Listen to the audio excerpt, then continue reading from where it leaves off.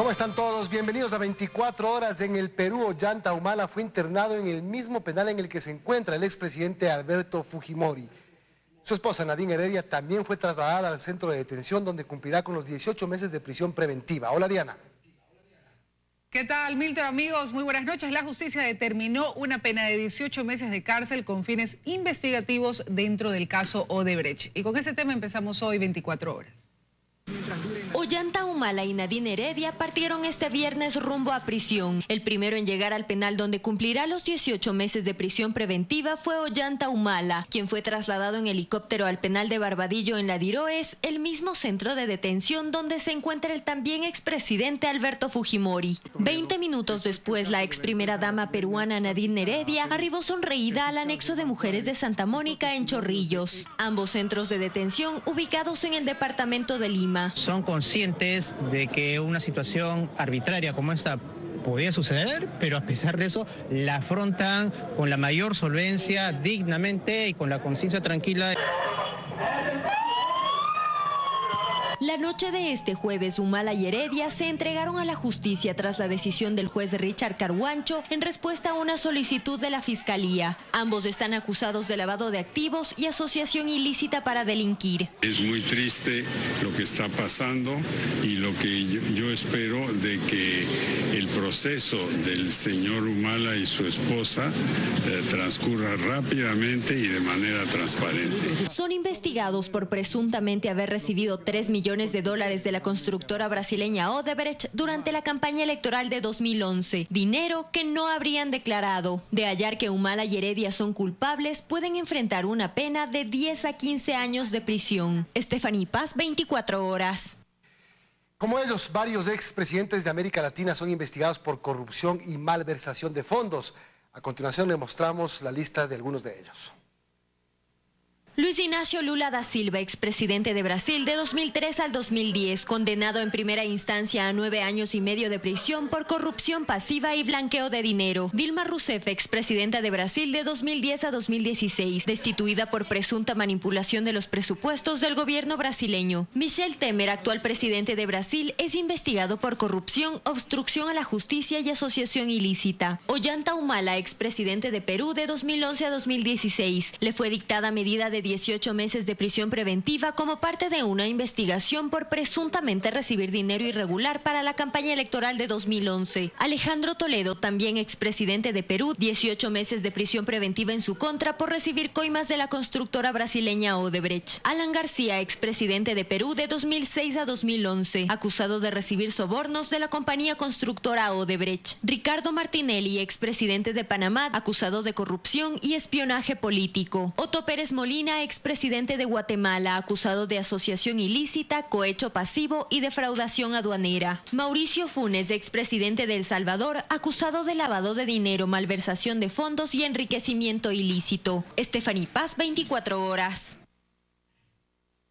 Tras el levantamiento del sigilo que pesaba sobre las delaciones de los exfuncionarios de Odebrecht, las investigaciones en los 12 países han seguido involucrando a altos exfuncionarios que habrían recibido coimas millonarias.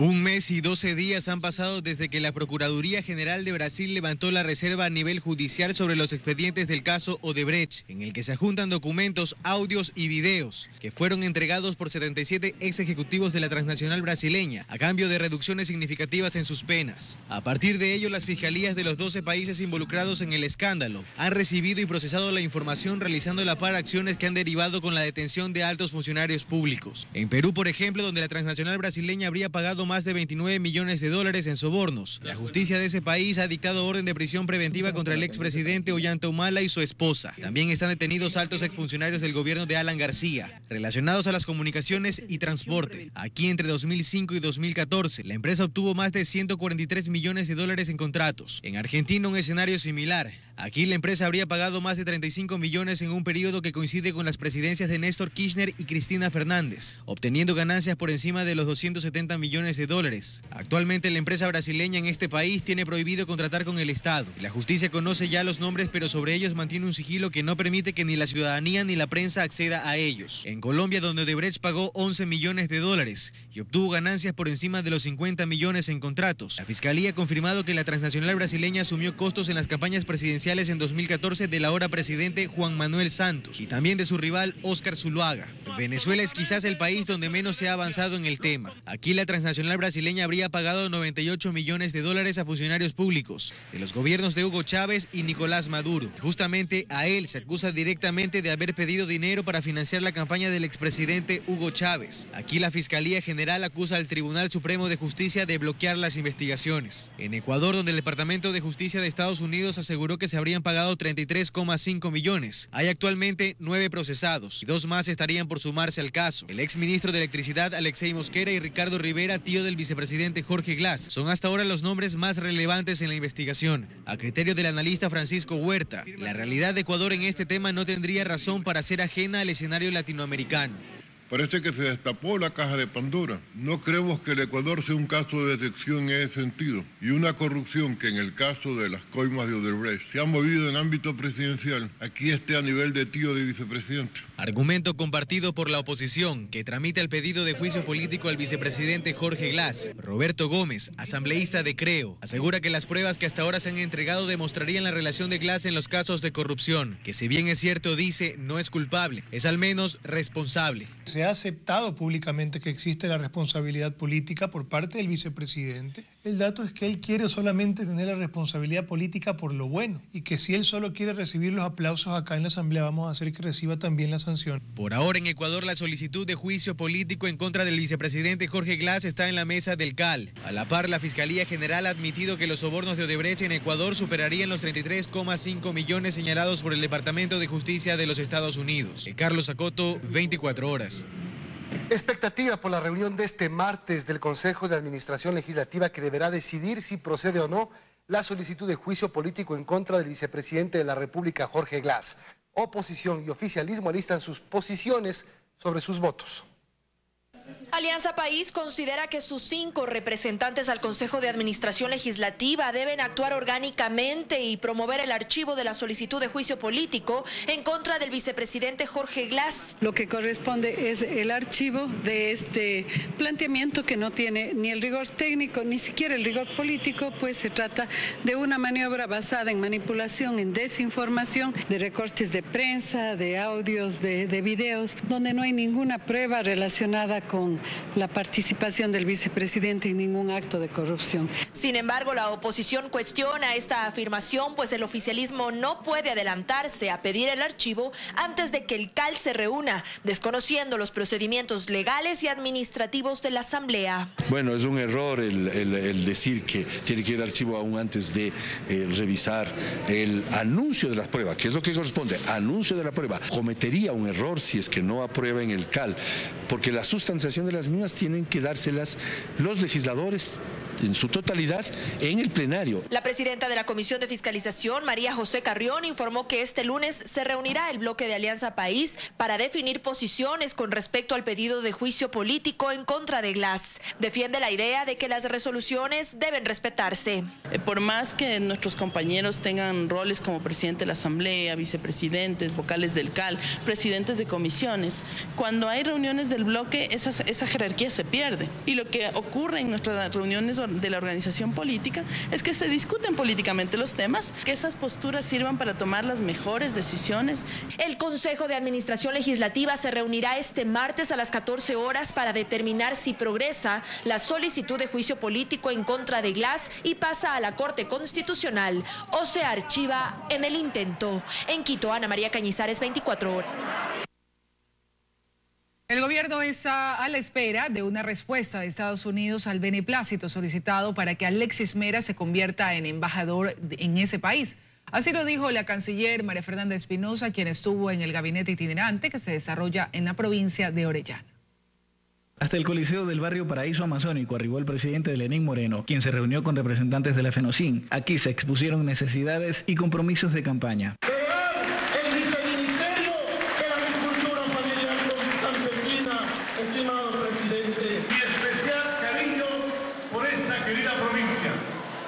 Es por eso que quise que la primera provincia amazónica en ser visitada sea la provincia de Orellana. Luego del mediodía se realizó el gabinete itinerante en la unidad educativa Jorge Rodríguez. Aquí la canciller de la República se refirió sobre el beneplácito de Estados Unidos a Alexis Mera como embajador. Estamos a la espera, es un trámite que tiene un proceso igual que los demás beneplácitos que ha solicitado el gobierno ecuatoriano. Por su parte, el representante de Semplades habló sobre la reducción de presupuestos en la inversión pública y que se encuentran revisando el gasto corriente. Ser austeros y optimizar, teniendo claro que el gasto corriente, el gasto permanente, financia sobre todo profesionales de la salud, profesionales de la educación y también la seguridad integral de toda la ciudadanía. En Orellana, Mario Bejarano, 24 horas. Los cambios en la directiva de los medios públicos realizados esta semana por el presidente Lenín Moreno comienzan a ser visibles. Aunque en diario El Telégrafo no se confirma quién es su nuevo director, su línea editorial refleja su nuevo rumbo.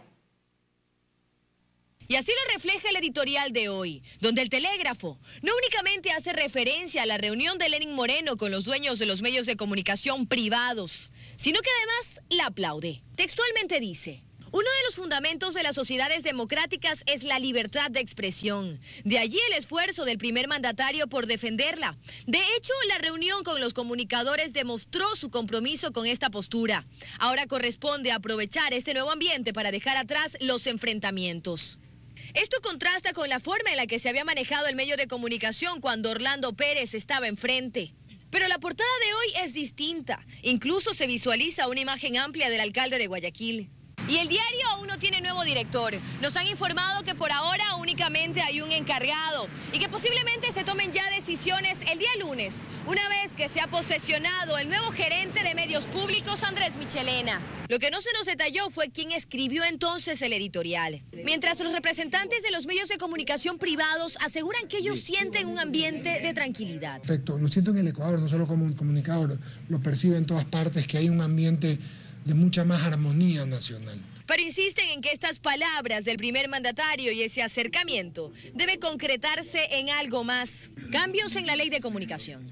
Para poder tener una ley que nos permita trabajar en paz y tener una comunicación sí con responsabilidad, sí profesional, sí con apertura, sí con diversidad, pero también con libertad. Se satanizó. Sacaron lo negativo que tenía el anterior y extremaron con la nueva problemas que realmente deberían de haberlo equilibrado. No existió totalmente un equilibrio. 7 semanas lleva Lenín Moreno en el poder. Los cambios se notan, incluso en las letras. Dayana Monroy, 24 horas. Faltan 3 meses para que las universidades del país cumplan con el porcentaje de docentes con título de PhD, como lo establece la Ley de Educación Superior. Sin embargo, las autoridades piensan en ampliar el plazo porque las instituciones educativas no podrían cumplir.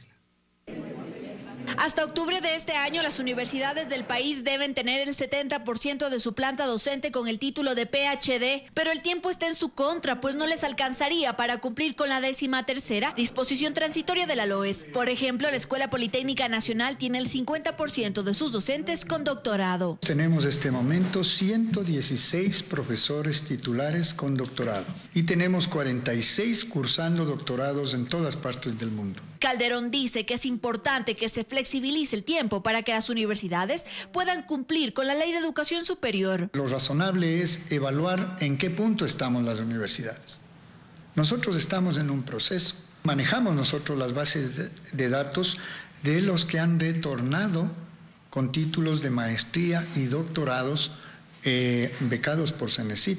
Pero hay muy pocos de ellos que hayan hecho en física, en matemáticas. Según el secretario de Educación Superior, Adrián Bonilla, el plazo se debería ampliar, pues solamente 2.750 de 37.000 profesores en el país tienen título de PhD. Ese plazo no estuvo acorde a las posibilidades del sistema de educación superior. Hay que ampliar el plazo, hay que fortalecer los programas doctorales que se emiten aquí en el Ecuador. La reforma a la disposición transitoria de esta ley deberá ser parte de los otros cambios que plantea la Cenecit a la LOES. No se trata exclusivamente del porcentaje de PhDs, hay otros temas urgentes sobre los cuales tiene que pensarse actualizar la ley de educación superior. El próximo martes habrá un taller nacional para analizar las posibles reformas a la LOES. Estarán presentes los rectores de las universidades y autoridades de la Asamblea. En Quito, Andrea Samaniego, 24 horas.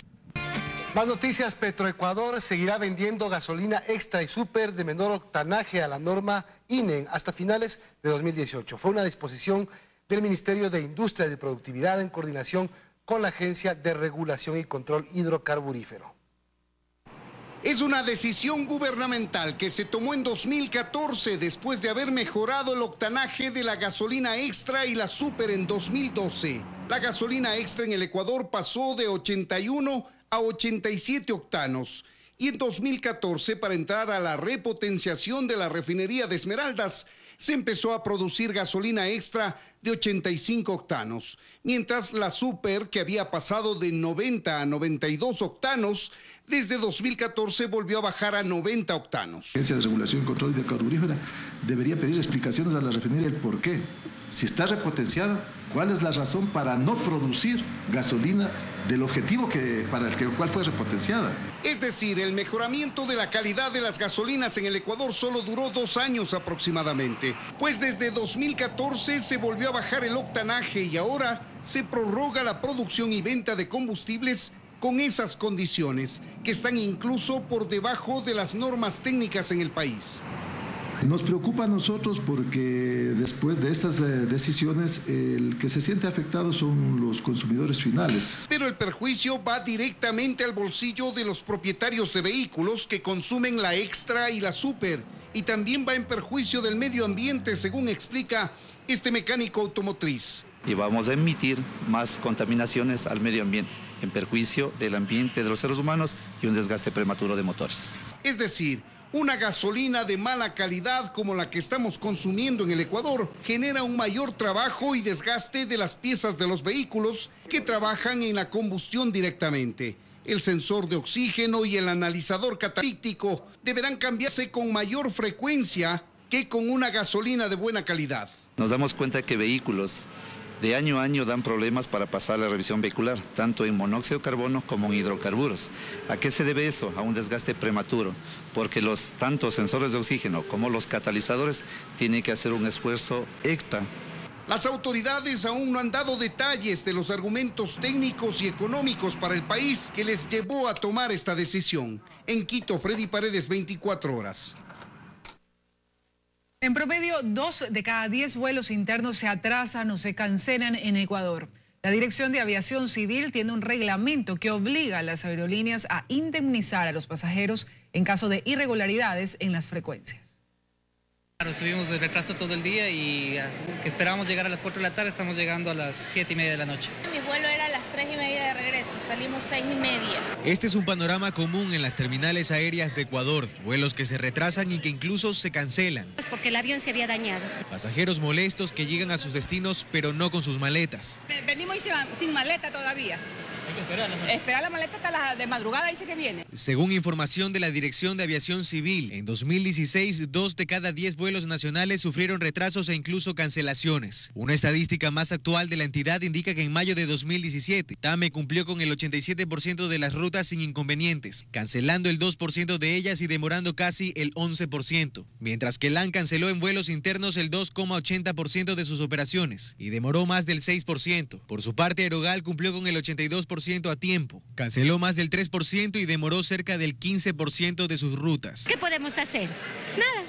Esperar. Según el reglamento de la Dirección de Aviación Civil, las aerolíneas tienen la obligación de compensar a los pasajeros. Cuando haya un retraso mayor a 30 minutos, la compañía debe suministrar refrigerio y otorgar la posibilidad de comunicarse con sus familiares. Cuando el retraso del vuelo supere las 3 horas, además del refrigerio se debe otorgar el 10% de descuento del valor del pasaje en el siguiente viaje. Y cuando la demora supere las 4 horas, la aerolínea debe otorgar alojamiento en el caso de que sea necesario e incluso reembolsar la totalidad del valor del pasaje. Y no solo eso, pues también deben justificar los retrasos o las cancelaciones ante la autoridad competente. Tiene la obligación ante la Dirección de Aviación Civil de presentar todos los descargos, la documentación que requiere. De no hacerlo, las multas pueden acarrear entre los $5.000 a $10.000. Carlos Acoto, 24 horas. La Universidad Tecnológica Equinoccial se convirtió en la primera del país en colocar una nanosatélite en el espacio. El lanzamiento se realizó desde Rusia y fue en horas de la madrugada. Este fue el momento cuando se lanzó el cohete Soyuz desde Rusia la madrugada de este viernes. En su interior llevó a 72 nanosatélites, uno de ellos el de la UTE y la Universidad del Suroeste de Rusia. El dispositivo en forma de cubo fue construido por esa universidad en Rusia con la ayuda en la parte mecánica de la UTE. Sabemos en dónde está. Cuando pasa por el Ecuador, encendemos los equipos de comunicación. Ahora se encuentra a 400 kilómetros de altura y es monitoreado por el Centro de Mecatrónica de la universidad. El objetivo es obtener datos científicos. Lleva un experimento científico, que es un sensor de partículas. Lo que queremos alcanzar con este sensor es poder mapear alrededor de la Tierra desde la altura que fue lanzado, que son 400 kilómetros, hasta aproximadamente los 100 kilómetros, mapear la concentración de partículas alrededor de la Tierra. El equipo realizará una órbita completa 9 veces al día sobre Ecuador y Rusia por 2 años. Las dos universidades invirtieron $600.000 para enviar este satélite al espacio, que este viernes pasará por la ciudad capital a las 21:32. En Quito, Andrea Samaniego, 24 horas. Quito está nominada para los World Travel Awards en varias categorías. Entre estas, el premio que ha ganado durante los últimos 4 años. Les recordamos de qué se trata este reconocimiento y también cómo puede votar. La capital ecuatoriana ha obtenido 4 premios consecutivos como destino líder de Sudamérica en los denominados Premios Oscar del Turismo. Y Quito va por su 5ª nominación y probablemente 5º premio en los World Travel Awards. Pero además la ciudad tiene otras nominaciones, como lo explica la directora de Quito Turismo. Destino de negocios, destino de convenciones y eventos, destino de fin de semana. Y Quito Turismo está nominada como oficina líder de turismo de Sudamérica. Este premio, asegura, es un reconocimiento merecido en el ámbito del turismo mundial y un impulso para los operadores turísticos. En lo mismo coinciden ciudadanos que dicen que la ciudad merece obtener una vez más este galardón. Van a traer más turistas, la economía va a regresar, va a aumentar, entonces obviamente sería bueno para todo el país. Ahora nosotros preguntamos a la ciudadanía si sabe cómo votar. No tengo idea. No. Falta mucha información para eso. La directora de Quito Turismo lo explica. Las votaciones ya cierran el próximo miércoles a las 12 del día aquí en Ecuador. Se realiza entrando a la página www.worldtravelawards.com. Al abrirse el portal es necesario registrarse con nombre, país, email y una contraseña. La página pedirá confirmar la dirección email y posteriormente podrán votar en las distintas categorías del concurso seleccionando la zona. Para votar por Quito como destino líder basta con escoger la categoría South America's Leading Destination. Los ganadores serán anunciados en una ceremonia en México el 9 de septiembre. Quito busca su 5º Oscar del turismo en la región. En Quito, María Gracia Costa, 24 horas.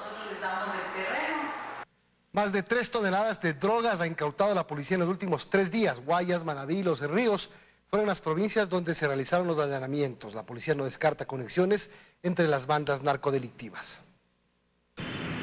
Como parte de la operación Ateneo 3, agentes antinarcóticos encontraron 24 sacos de yute enterrados que contenían 700 paquetes tipo ladrillo con 823 kilos de cocaína. El hallazgo se realizó en una zona de difícil acceso, ubicada a 250 metros de la playa Cabo Pasado al norte de Manabí, en una finca abandonada. Este sitio estaba ubicado geográfica y estratégicamente para que lleguen lanchas, sean provistas de la sustancia decomisada y sean trasladadas a Centroamérica. De igual forma, en 18 allanamientos efectuados en las provincias de Manabí, Los Ríos y Guayas, la Policía Nacional logró apreender 125 cajas que contenían en total 2,9 toneladas de cocaína. Este hallazgo fue parte de la ejecución del operativo Trópico, en el que se detuvo a 7 ciudadanos, 2 de los cuales tenían antecedentes penales. Que estaría ocupando la modalidad de crear empresas fantasmas para proceder al acopio de grandes cantidades de droga, proceder a contaminar buques en alta mar para posteriormente intentar llegar a los lugares de consumo internacional. El destino final de la droga habría sido Holanda. Ahora los detenidos podrían enfrentar hasta 16 años de prisión. Por ahora la policía no descarta que habría vínculos entre la banda que operaba en Cabo Pasado y esta. Entre estos individuos tienen conexiones y hacen actividades ilícitas, ¿no? Carlos Acoto, 24 horas. El gran casting del reality Yo Me Llamo es ese sábado y el turno es para Manta. Empezará a las 9 de la mañana y será en el Malecón de Tarqui. El Malecón de Tarqui es el lugar escogido para que desde este sábado, a partir de las 9 de la mañana, asistan al cuarto casting de Yo Me Llamo. Estamos ya en Manta, esperándoles para el casting mañana 15 de julio en la playa Malecón de Tarqui. Se abrirán puertas a las 9 de la mañana hasta las 4 de la tarde. Para acceder al casting solamente deben ingresar a www.teleamazonas.com, buscar la opción de Yo Me Llamo, descargar el formulario y llenarlo. Si no han bajado su formulario de la página web, acá les entregamos, vengan preparados, vengan listos. Estamos ya en Manta con un clima maravilloso, así que aquí les esperamos. Así que ya lo saben, no se pueden perder esta gran oportunidad que les va a cambiar la vida. Manta, sábado 15 de julio, Malecón de Tarqui. Titi Aguilar, 24 horas.